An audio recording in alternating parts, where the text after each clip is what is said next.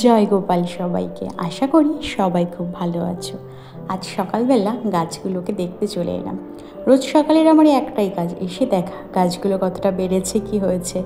আর দেখো, পাতার আড়ালে এই স্ট্রবেরিটা ধীরে ধীরে বেড়ে উঠছে, দেখে যে কি ভালো লাগলো। আর এখানে গাছগুলোতে কড়ি এসছে, দেখো ওই যে জবা ফুল গাছগুলো এনেছিলাম মনে আছে, সেইগুলোতে। আর এখানে ড্রাগন ফল খেয়ে একটু বীজ ছড়িয়ে দিয়েছিলাম, দেখছি 2-4টে আবার ছোট ছোট গাছ বেরিয়েছে। আর কি সুন্দর একটা দেখো জবা ফুল ফুটেছে, বাইরেটা হলুদ হলুদ আর ভিতরটা অরেঞ্জ, কি মিষ্টি লাগছে। তাই ওকে বললাম চলো এগুলোকে না বড় বড় বালতিতে লাগিয়ে দিই। ও তাই জন্য ওই বালতির পিছনটাতে একটু ফুটো করে দিচ্ছে, যাতে বেশি জলগুলো বেরিয়ে যায়। আর এই যে তারপরে দেখো সব গাছগুলোকে লাগিয়ে দিয়েছি, কি ভালো লাগছে না। আসলে ওই যে কিনে আনার পর এগুলোকে না আবার নতুন করে পটিং করতে হয়, না হলে গাছগুলো বাড়ার মতন জায়গা পায় না।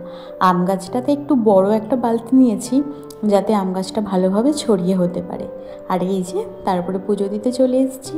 আর এখানে 1 জগ জল নিয়ে এসেছি। আর তোমাদের দেখাই, এই দেখো গাছের ফুলটা নিয়ে এসেছি পুজোতে দেবো বলে। কী যে ভালো লাগছে না, গাছের ফুল দিয়ে পুজো দেবো প্রথম।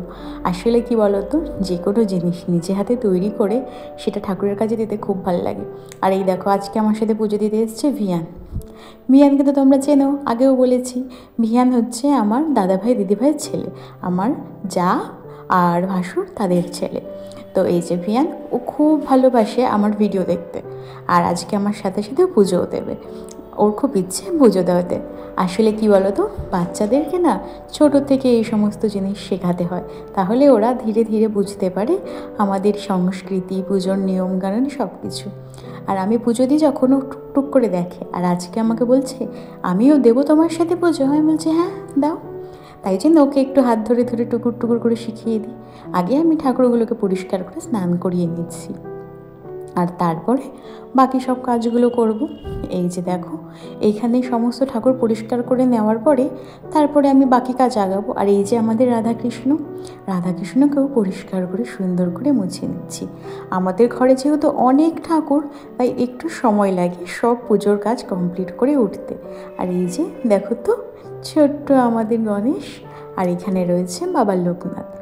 এই যে কি সুন্দর লাগছে বলো তো সব ঠাকুরগুলোকে। আর এটা কার হাত বলো তো, এটা হচ্ছে ভিয়ানের হাত। ও বজরংবলীকে মুছিয়ে দিচ্ছে, এই যে ভিয়ান। আর তারপরে আমি ওই শিবকে স্নান করিয়ে নিলাম, বাবা মহাদেবকে স্নান টান করিয়ে সমস্ত ঠাকুরের স্নান করানো আমার হয়ে গেছে। এবার ভিয়ান এসছে, ও সব ঠাকুরকে প্লেট দিচ্ছে। আমি ওকে প্লেটগুলো দিলাম যে তুমি সব ঠাকুরকে দাও। প্লেট দিচ্ছে আর দেখছে সব ঠাকুর পেয়েছে কিনা। এরপরে ওর মনে হলো এখানে কিছু একটা কম লাগছে। তারপরে ও দেখলো যে না, আরেকটা প্লেট দিতে হবে, তা আরেকটা প্লেট দিয়ে এসছে। আর এই যে সব ঠাকুরকে প্লেট দেওয়া হয়ে গেছে। এরপরে সব ঠাকুরকে গ্লাস দিতে হবে। ওই যে দেখো প্লেট আগে পিছু করে একটু হয়ে গেছে, তারপরে আবার নিজেই সাজিয়ে দিল। আর এখানে সব গ্লাসগুলো রাখা আছে। ও আসছে, একটা করে গ্লাস নিচ্ছে আর দিচ্ছে। আসলে কি বলতো, ও একটু চঞ্চল কিন্তু খুব মিষ্টি। ও খুব ভালোবাসে এই সমস্ত টুকুর টুকুর করে হাতে হাতে কাজ করে দিতে। মানে ও যে বড় হচ্ছে, ও সেটা সবাইকে দেখাতে যায় যে আমিও কাজ করতে পারি। এই জন্য এই দেখো কি সুন্দর করে সব ঠাকুরকে গ্লাস দিল। আরও কিছু ঠাকুরের গ্লাস দেওয়া বাকি আছে, টুকটুক টুকটুক করে একটা একটা করে আনছে আর দিচ্ছে। এইবার সব গ্লাস দেওয়ার পরে ও দেখছে সবাই পেয়েছে কিনা, এটা এই ঠাকুরের সেরকমভাবে হিসাব মেলাচ্ছে। কারণ ওর কাছে এখনও 2টো গ্লাস এক্সট্রা রয়ে গেছে। ও ভাবছে কোনখানে 2টো দেওয়া হয়নি, তারপরেও খুঁজে খুঁজে বার করছে। এই যে মনে পড়েছে যে এখানে তো একটা দিয়ে নিই।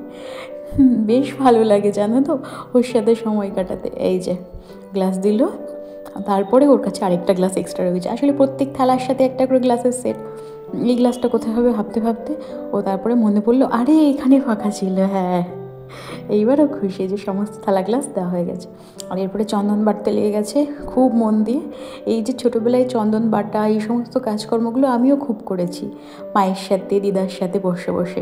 এই সমস্ত ছোটো ছোটো কাজগুলো দিয়েই তো ঠাকুরের কাজ শেখা হয় বলো তো, এই কারণে। আর ততক্ষণে আমি গ্লাসের জলগুলো দিয়ে দিচ্ছি। এই গ্লাসের জলটাও দিতে পারবে না, কারণ এখনও জগটা তো অনেক ভারী, ও এরকমভাবে ঠিকঠাক করে দিতে পারবে না। আর একটু বড় হোক তারপরে শিখে যাবে। কিন্তু ও যে নিজের ইচ্ছাতে প্রত্যেক সময় আসে আমার কাছে যে একটু পুজো দিয়ে দেবো দিয়া, তাহলে সেটাই কতজন করে। আসলে ও আমাকে দিয়া বলে ডাকে, কাকিটাকে কিচ্ছু না। ওর কাছে আমি ওর ফ্রেন্ড, ওর কাছে আমি ওর মতনই একজন। বাচ্চারা এমনই হয়, মনের থেকে ওদের কোনো পাপ থাকে না, এই কারণে। আর এই যে আমি সমস্ত গ্লাসে জল দিয়ে দিলাম, ব্যাস সব গ্লাসে জল দেওয়া হয়ে গেছে। এইবার আমি সব ঠাকুরকে চন্দনের ফোঁটা দিয়ে দেবো। ওদিকে চন্দন তো বিয়ান বেটে রেখেইছে, তো আজকে বললাম তুমিই দাও। এই যে ও বুঝতে পারছে না কোন ঠাকুরকে কোনটা দেবে, তা আমি বলে দিচ্ছিলাম যে এই ঠাকুরকে চন্দন দিতে হয় আর এই ঠাকুরকে সিঁদুর দিতে হয়। তো তারপরে ও আস্তে আস্তে সব ঠাকুরকে চন্দন লাগাচ্ছে। সত্যি ও খুব যত্ন সহকারে আর খুব ভালোবেসে কাজগুলো করছে, সেটা তোমরা ওকে দেখলেই বুঝতে পারবে। আর সবথেকে বড় কথা কি বলো তো, ওর মুখে অনর্গল আনন্দের হাসি। হয় না আমরা কোনো কাজ খুব মন থেকে করলে আমাদের মুখে অটোমেটিক হাসি আসে, ঠিক তাই। আর এই যে দেখো ওর সব ঠাকুরকে চন্দন পরানো হয়ে গেছে, ব্যাস চন্দন টন্দন পরিয়ে নিয়েছে। আবার ওদিকে রয়েছে ঠাকুর, বাকি তাদেরকেও পরাবে। সিংহাসনের সব ঠাকুরকে মোটামুটি পরানো হয়ে গেছে। আর একটু ছোটো তো সিংহাসনের ওই সামনে পর্যন্ত হাতটা বহু কষ্টে পৌঁছায়। এই দেখো, এই যে ব্যাস। এরপরে এই ঠাকুরগুলোকে আমি বললাম যে তুমি এদেরকেও চন্দন পরাও। ও ধীরে ধীরে শান্ত মনে সবাইকে চন্দন পরাচ্ছে। দেখো কত শান্তভাবে কাজ করছে।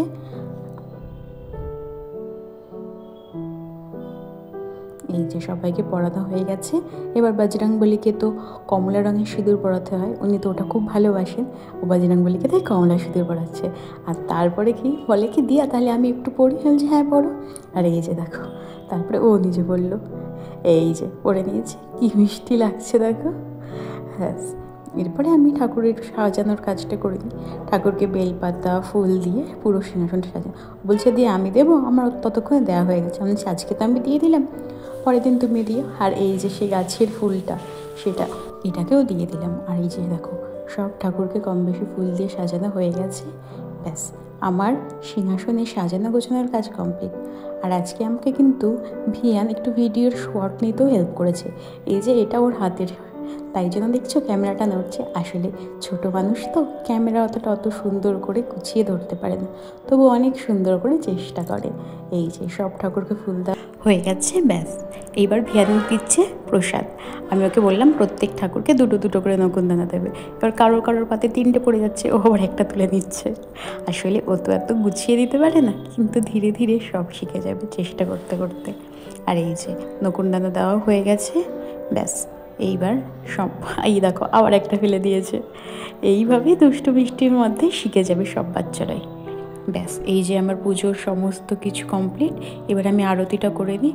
এই যে ধুনো দিয়ে আরতি করছি। আর এখানে দেখো ও কী বাজাবে বলে খুঁজছে জানো, ও কাঁসা বাজাবে, খুঁজে পাচ্ছে না কাঁসাটা কোন দিকে আছে।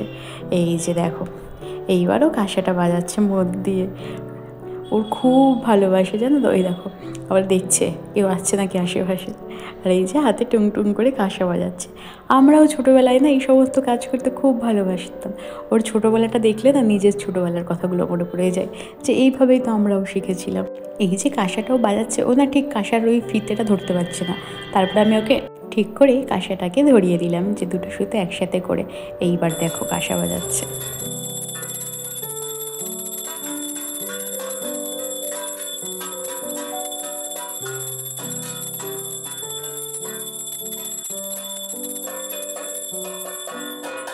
ব্যাস আমার আরতি করা সম্পূর্ণ হয়ে গেছে।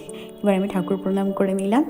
আর তারপরে আজ সন্ধ্যেবেলা আমরা গেছিলাম আমাদের এখানকার একটি মন্দিরে, মায়ের স্থান বলে এখানে পরিচিত। আসলে এখানে মায়ের স্থান, এটা খুব পুরনো একটি মন্দির, আর যেটা নতুন করে তৈরি হয়েছে সেটারই 1 বছর পূর্তি উপলক্ষে অনুষ্ঠান হয়েছে। কালকে ছিল অনুষ্ঠানটা, কিন্তু আজকে আমরা এসেছি। আর এখানে দেখো এসেই কাকে দেখলাম, গপুকে। এই যে আমি ভিয়ানকে বলছিলাম, এই দেখো গপু ননি চুরি করে খাচ্ছে। ও না খুব ভালোবাসে গপুকে, ও আমাকে টুকটুক করে জিজ্ঞেস করে, দিয়া এটা কি, দিয়া ওটা কি, গপু কি এখনও ছোট, অনেক প্রশ্ন, অনেক কিছু ওর মনে কাজ করে। এখানে না অনেক ঠাকুর আছে, অনেক মন্দির আছে, মা কালী, এখানে রয়েছে রাধাকৃষ্ণ, বজরংবলী, সব ঠাকুরের মূর্তি আছে এইখানে। মনে আছে আমি শিবরাত্রিতে জল ঢালতে এসেছিলাম, এইখানেই এসেছিলাম। আর এই যে তারপরে আমরা দুজনে মিলে এখানে একটু ধূপকাঠি মোমবাতি জ্বালিয়ে নিচ্ছি। ও তো ছোটো মানুষ, ওকে একটুখানি সাবধানে সাবধানে শেখাতে হয় এগুলো, তাই যে তোকে বললাম তুই মোমবাতিটা ছাড়ো। তারপরে এই যে দেখো, এটা হচ্ছে পুরো মূল মন্দিরটা। কি সুন্দর লাগছে, তোমাদেরকে কি বলবো। মন্দিরটা থেকে যেন যেতেই ইচ্ছা করছে না, এত শান্তি। আর এই সামনে একটা কি সুন্দর তুলসী মঞ্চ করা, দেখো চারিদিক থেকে ঘেরা। সত্যি মন্দিরটা খুব সুন্দর। তারপরে আমরা বাড়ি চলে গেলাম। আজ তাহলে আসি।